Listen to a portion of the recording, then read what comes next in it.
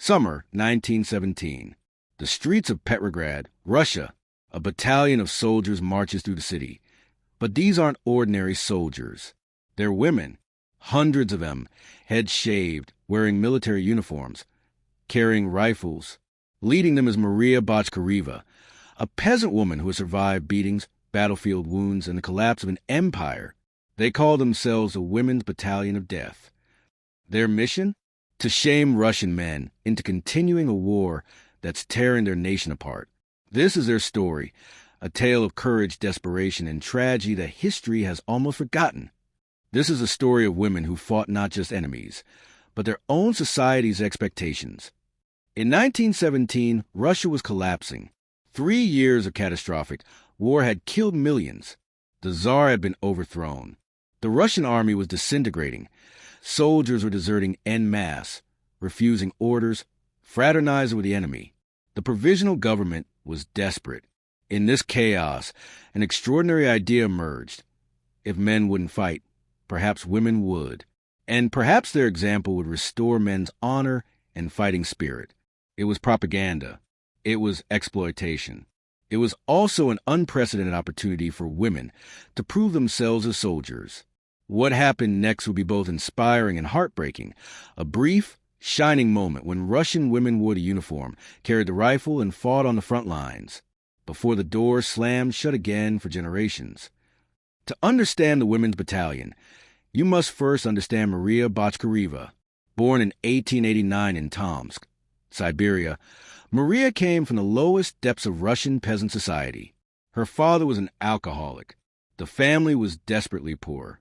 At age 8, Maria was sent to work. At 15, she was married off to an abusive husband. When she left him, she married again to another violent drunk. This was Maria's life. Poverty, beatings, hopelessness. The life that millions of Russian peasant women endured, with no escape, no options, no future. Until the war came. When World War I erupted in 1914, Maria saw something impossible, a way out. She would join the army. Never mind that women weren't allowed to serve. Never mind that the idea was absurd. Maria was desperate. She petitioned the Tsar himself, Nicholas II, and incredibly she got a response. Perhaps Nicholas was amused. Perhaps he admired her audacity. But in November 1914, Maria Botchkareva received permission to enlist in the 25th Tomsk Reserve Battalion. She was 25 years old. She would become Russia's first official female soldier of World War I. Life in the trenches was hell for everyone. For Maria, it was worse. The male soldiers mocked her, harassed her, refused to accept her. Officers tried to send her to the rear, but Maria refused to quit. She fought in multiple offenses. She was wounded 4 times.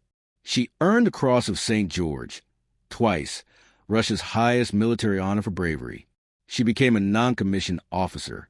Gradually, grudgingly, the soldiers accepted her, not because she was a woman, but because she was a warrior. Maria Botchkareva had proven herself in the only way that mattered to soldiers. She could fight, she could endure, and she would not run. By early 1917, the Russian army was disintegrating. The February Revolution overthrew Tsar Nicholas. The new provisional government promised reforms, elections, and continued war against Germany. But the soldiers had had enough. 3 years of slaughter, inadequate supplies, incompetent commanders, and now revolution. Why keep fighting? Entire units elected soldiers' committees and refused orders. Officers were beaten or killed. Desertions reached epidemic levels. The German army barely had to fight. The Russians were destroying themselves. Maria watched in horror as the army she'd sacrificed fell apart. In May 1917, Maria had an idea, or perhaps the idea was suggested to her by shrewd politicians.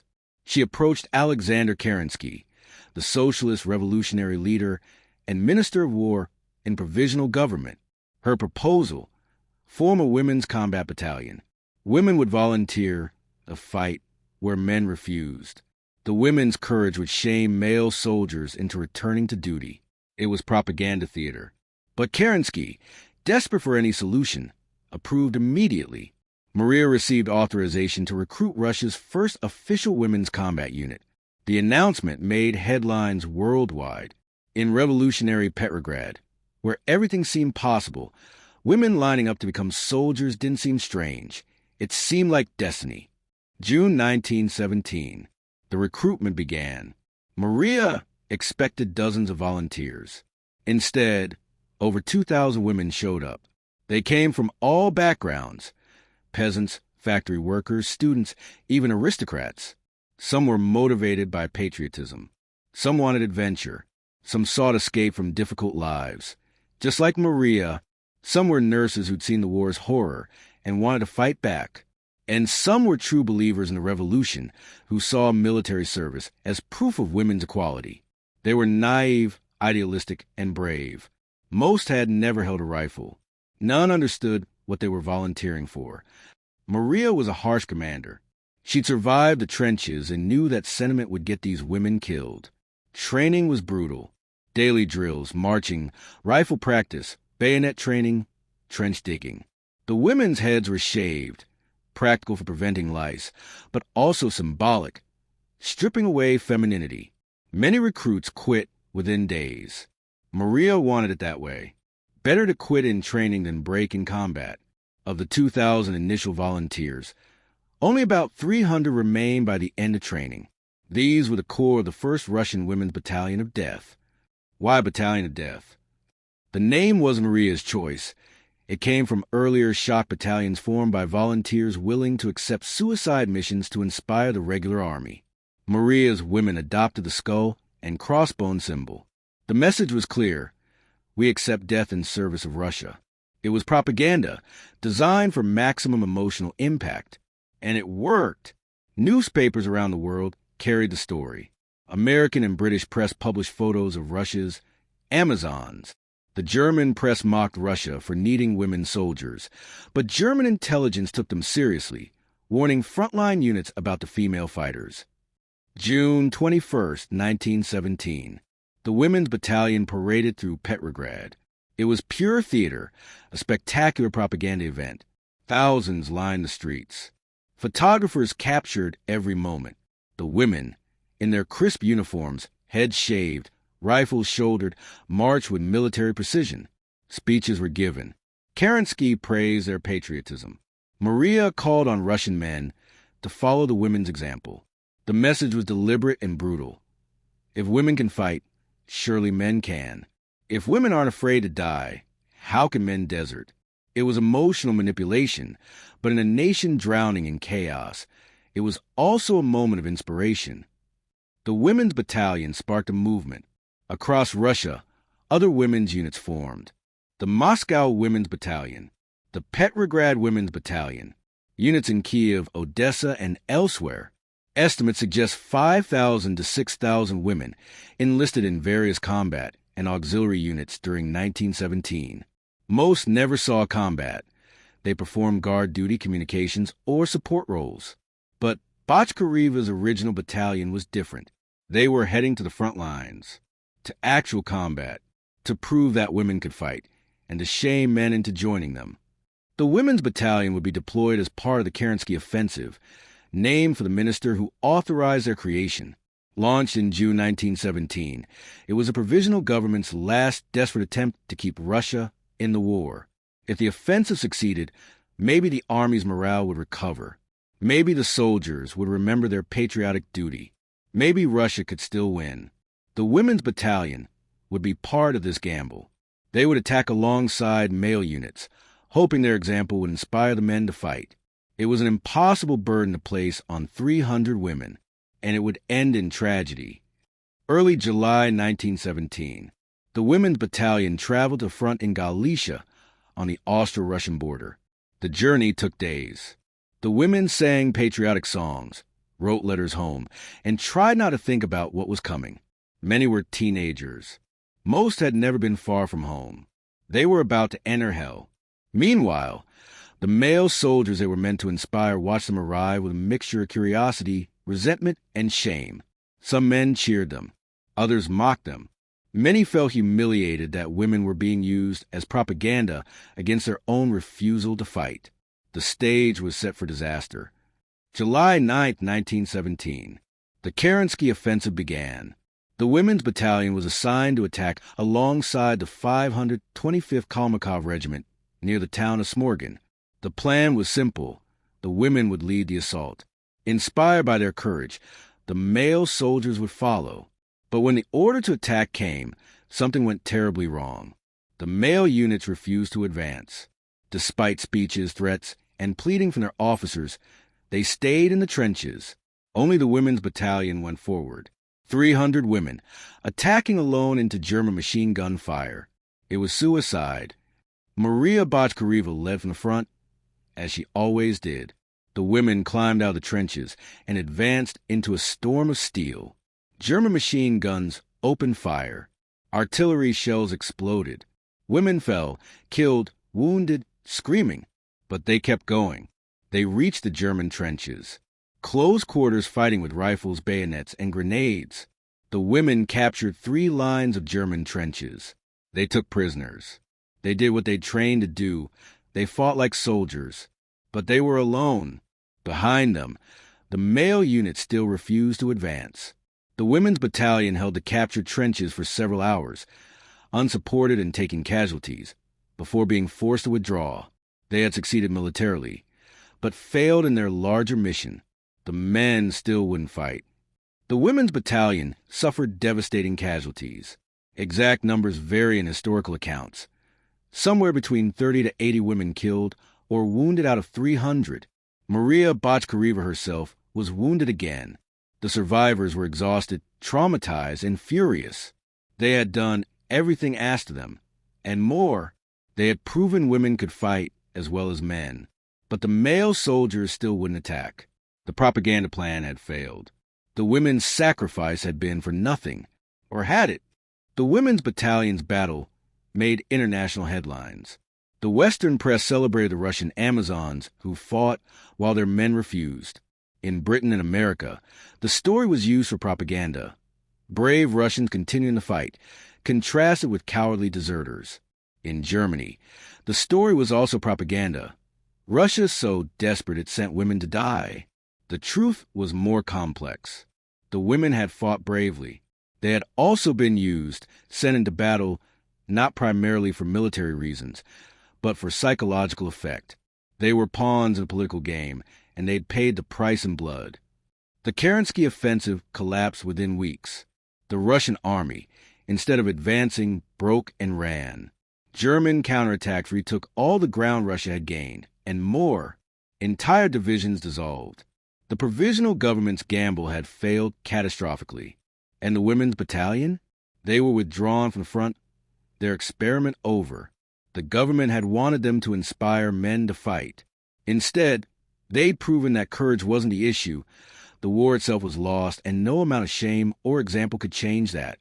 The Women's Battalion returned to Petrograd in late July, very different from a unit that had departed. They'd seen combat. They'd lost friends. They'd been wounded, and they'd been betrayed, sent to fight alone while men watched. Maria tried to keep the battalion together, but morale was broken. Women began deserting, just like the male soldiers. Some returned to their families. Some joined revolutionary movements. The unity and purpose that had defined the battalion was gone. Reality had destroyed idealism. November 7, 1917. The Bolshevik Revolution. Lenin's forces moved to overthrow the provisional government. In a final ironic twist, remnants of the Women's Battalion were among the last offenders of the Winter Palace, the seat of the government that had created them. While male military units refused to defend the government or join the Bolsheviks, a small group of women soldiers stayed at their posts. When the Bolsheviks stormed the palace, they found these women still defending it. Some were arrested. Some were assaulted by revolutionary soldiers and sailors. The women who'd been praised as heroes months earlier were now obstacles to revolution. The Bolsheviks immediately disbanded all women's combat units. Despite Bolshevik rhetoric about gender equality, Lenin's government saw female soldiers as remnants of the old regime. The brief window when Russian women could serve as soldiers slammed shut. It wouldn't open again until the desperate days of World War II, when the Soviet Union facing extinction, would again allow women to fight. But that was decades away. In 1917 to 1918, the message was clear. The experiment was over. Women would return to traditional roles. The Battalion of Death was dead. Maria Botchkareva's story became even more tragic. She fled Bolshevik Russia in 1918 and traveled to American Britain, where she was received as a heroine. She met with President Woodrow Wilson and King George V. She dictated her memoirs, published as Yashka, My Life as Peasant, Officer in Exile. She hoped to organize anti-Bolshevik forces. But in 1919, she returned to Russia, a fatal mistake. The White Russian forces she'd hoped to help were losing the Civil War. In 1920, the Bolsheviks captured Maria Botchkareva and charged her with treason for opposing the revolution. On May 16, 1920, Maria Botchkareva, Russia's first female combat soldier, holder of the Cross of St. George, leader of the Women's Battalion of Death, was executed by a firing squad. She was 30 years old. What happened to the other women of the battalion? Most returned to obscurity. Some fought in the Russian Civil War, on both sides, red and white. A few emigrated and lived abroad. Some were arrested by the Soviets and disappeared into prisons or labor camps. Almost none left detailed records. In Stalin's Soviet Union, their service was forgotten or suppressed. Women who'd fought for the wrong government in the wrong revolution. For decades, the story of Russia's Women's Battalion of Death was a footnote, an oddity, a propaganda stunt. Only recently have historians begun recovering their true story and recognizing their courage. So, what do we make of the Women's Battalion of Death? Were these women empowered pioneers or exploited pawns? The answer is both. Yes, they were used, cynically, by politicians who needed propaganda more than soldiers. They were sent to shame men, not because the government believed in women's military capability, but because it was desperate. But the women themselves had agency. Many volunteered knowing exactly what the battalion represented. They chose to serve. They chose to fight. They proved women could endure combat.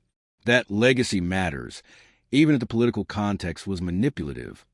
Militarily, the Women's Battalion performed capably. They captured their objectives. They held under fire. They fought as well as male units, arguably better than the demoralized male units refusing to fight. But they were too small, too isolated, and deployed for propaganda rather than strategic purposes. 300 women couldn't change the course of a war. No unit could have salvaged Russia's collapsing war effort in 1917. The problem wasn't courage. It was politics, logistics, leadership, and a population exhausted by 3 years of catastrophic war. The Women's Battalion raises questions still debated today. Can women serve effectively in combat? The Women's Battalion answered yes, but society wasn't ready to accept that answer. After their service, Russia immediately returned to excluding women from combat roles. It would take World War II's existential crisis for the Soviet Union to again deploy female soldiers, and even then their service was downplayed after the war. Today, many nations allow women in combat roles, but debates continue about standards, integration, and cultural attitudes. The Women's Battalion of Death was more than a century ahead of their time, and they paid the price for it. In modern Russia, the Women's Battalion is slowly being remembered. Small museums preserve their story. Historians are recovering names and accounts. But they remain controversial, associated with the wrong government, the losing side of the revolution. Their story doesn't fit neatly into Soviet or post-Soviet narratives. Perhaps that's why they matter. They show that history is messy, that heroism can exist even in failed causes, and that women's courage deserves recognition even when it was exploited for propaganda. Who were the women of the Battalion of Death? They were peasants and students, teenagers and middle-aged women, patriots and adventurers, believers in equality and escapees from abuse. They were naive and brave, exploited and empowered, forgotten and worth remembering. They lived in a brief moment when revolution seemed to offer infinite possibilities, including the possibility that women could be soldiers. That moment closed quickly. Most lived quiet lives afterward, never speaking of their service. Some didn't survive. Almost all were forgotten. But they existed. They fought. They mattered. The Russian Women's Battalion of Death was born from desperation, exploited for propaganda, and erased by the revolution that followed. But their story endures as testament to courage in impossible circumstances. They were told to shame men into fighting, as if women's proper role was to inspire male action. Instead, they proved women could fight themselves. They weren't symbols or propaganda. They were soldiers, flawed, brave, human soldiers who deserved to be remembered not for how they were used, but for how they served. This was the Women's Battalion of Death. They fought when men wouldn't. They died when politicians failed them. And they were forgotten when their service became inconvenient. Remember them now. Thank you for watching this documentary on the Russian Women's Battalion of Death. If this story moved you, please subscribe, and share. Leave a comment. What do you think motivated these women? Were they heroes, victims, or both? How should we remember them today? What other forgotten women's military history should we explore? Your engagement helps us tell these important, overlooked stories. Until next time, remember the past, especially the stories that were meant to be forgotten